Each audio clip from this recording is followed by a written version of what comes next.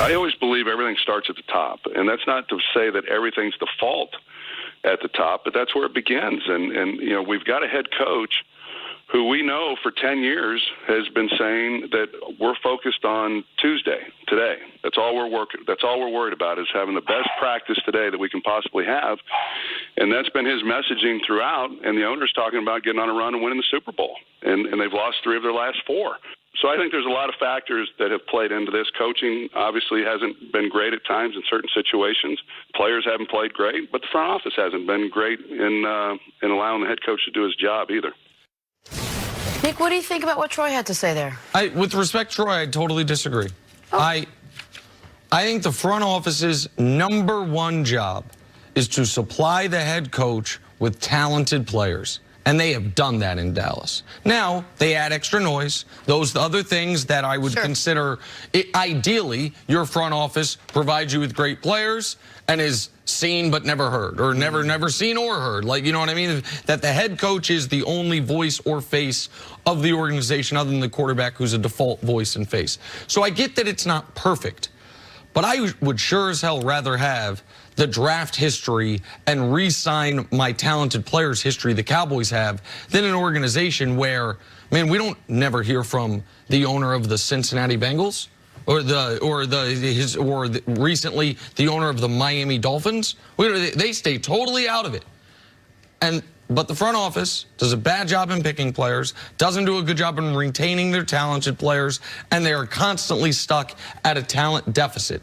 So I think Jerry and Stephen Jones are an enormous net positive for the head coach of the Dallas Cowboys. You just have to deal with the noise. You disagree with me. Well, absolutely. So, and I'll tell you why I disagree with you. Back in 2004, we had T.O. on the team. Great year. Everything went good. We went to the Super Bowl, ended up losing to the Patriots. Still hurts me to this day. The next year, we had to deal with noise. T.O. had an issue with Donovan. T.O. had an issue with the front office. And the noise, same exact team, same exact talented team that you're talking about that the Cowboys have, and we ended up 6-10. The noise is what hurt us. When you talk about the Dallas Cowboys, the noise started early on in the offseason. The Zeke contract, noise right there. You talk about Dak's contract, noise right there. The last 2 weeks, the Patriots game, you're talking about noise. The coaches are doing their football job as far as special teams. That's noise right there. Then last week, you talk about the head coach and trying to find a new head coach and you're not securing his job. That's more noise. And so as talented as this football team is, at this point with all the noise, they can't overcome that to be able to win the games, and they still have a chance to make the playoffs. So Jerry Jones and Stephen Jones, they haven't helped this team. They've supplied them a bunch of players, which is good. The noise is what continues to hurt this football team. Completely agree with you, B-Dub. And you talked about Zeke and Dak's contracts. Another contract that was talked about a lot was Jason Garrett's contract and the fact that he was coming into this season with no years remaining on his deal. Now, most teams won't opt to go into a season with a lame duck coach. That's in part because it's important to make sure that there's the perception for the players in the locker room that the head coach, the front office, and the owner is in lockstep. And with this situation with Jason Garrett, it's clear that that's not the case, just because there's a lot of show and prove that Jason Garrett has in Jerry Jones' eyes. And so when you have the potential to question the head coach and whether or not he's going to be your guy moving forward, well, if you're the owner in that position, how do you think the players feel in that locker room? I mean, all the players in that locker room understand that the owner is the one that has final say because he signs the checks. But the owner and the head coach have to be seen as being in agreement with the decisions that are made for the football team. And it's clear right now with the Dallas Cowboys, that's not the case. Look at what happened after the Buffalo Bills game. Jason Garrett said, we're going to evaluate the kicker as well as all of the other positions on the team after those missed field goals. But then Jerry Jones comes out and says, Brett Maher is our guy. Well, I mean, what are the players supposed to do in that situation?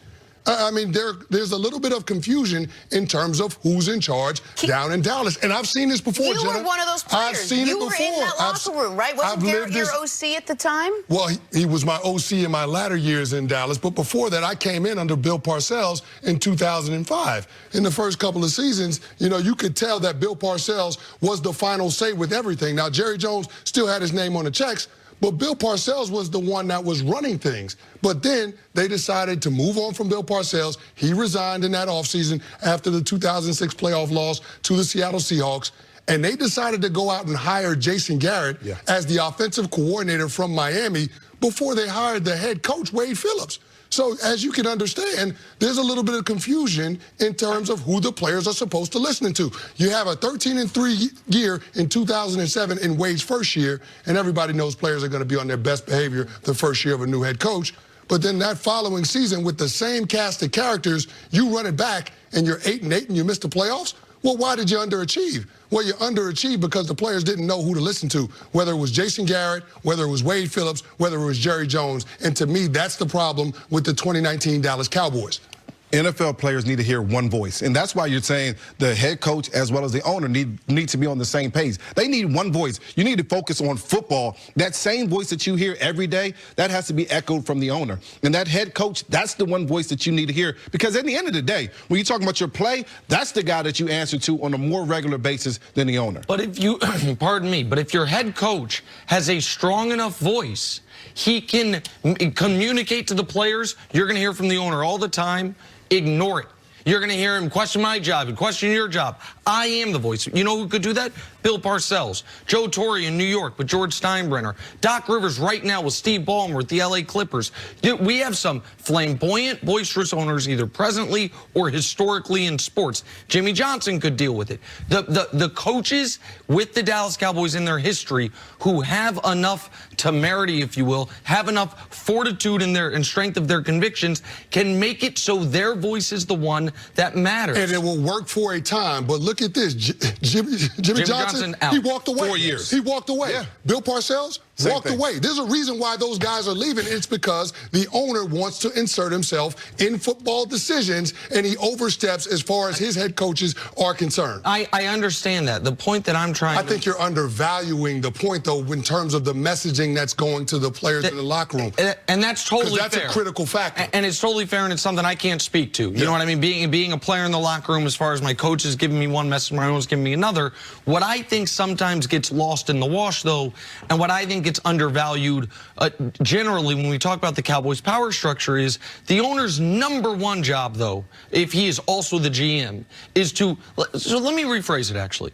What if Jerry Jones has been a mediocre owner in relation to the head coach, but a great general manager for the head coach? Is that fair? Like his general manager side of things, supplying the roster with talent, making sure that those talented players are happy and paid, that they are in camp, that you have enough to compete with. He's done a great job in that regard. And I would say that's the most important. If you're going to have a GM owner be the same person, the most important part of it. The other stuff is unnecessary distractions. I agree with it, but I still would rather have that than a faceless name owner who's cheap and we don't draft well on the GM side of things, and I'm always fighting an uphill battle. An owner that doesn't draft well and is cheap, that's the worst case scenario. But if you're trying to win, you need an owner that's going to supply you. And if he's a GM, he has to supply you with quality players. Then he needs to allow the coach to do his job. The best businesses are run when they say, listen, I'm going to hire a CEO, I'm going to hire a COO that just go and do your job, and I'm going to allow you to do your job. They haven't allowed Jason Garrett to do his job. He gets questions